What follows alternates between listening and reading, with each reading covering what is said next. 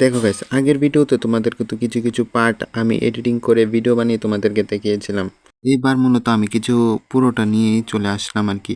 তো এখানে কিন্তু জেম্বোকে বসিয়ে দিলাম দানের জন্য। এখন কিন্তু কাকা সবকে মানে যা যা দানে দিতে লাগে কিন্তু সব কিছু দেবে। প্রথম কি সে নিয়ম কারণ ছিল, তো সেগুলো কিন্তু কমপ্লিট করে নিল। হয়ে যাওয়ার পর এখানে স্বর্ণের আংটি, বস্ত্র টস্ত্র যা ছিল সবই কিন্তু দান করে দিয়েছে। গাইস, ক্যামেরাম্যানের অভাব নেই। এবারের ক্যামেরাম্যান দুইজন ক্যামেরাম্যান। আর এদিকে ঘরে এসে দেখি বরণডাল রেডি। এরপর দেখি এখানে আমার দিদিও রেডি, আর এখানে রয়েছে বিয়ান, তারা রয়েছে, তারা এখানে বুদ্ধি শিখিয়ে দিচ্ছে আর কি আমার দিদিকে। কি বলবো গাইস, যখন দিদিকে নিয়ে যাওয়া হচ্ছে মানে ইমেজিং করতে পারবে না যে ভেতরটা কিভাবে কি চলছে, ভেতরটাতে কেউ বুঝতে পারবে না। তখন বুকটা ফেটে যাচ্ছিল, তখন কিন্তু আমি খুবই কান্না করেছিলাম, কিন্তু আমি সেগুলো দেখাইনি সিম্পাথি গেইন করার জন্য। তারপর যাই হোক এখানে চলে আসলো কুঞ্জতে, আর এখানে সবাই নাচানাচি করছে, আমাদের দিদি বোন, তারপরে এখানে যে বিয়ান তারা ছিল সবাই কিন্তু নাচানাচি করছে।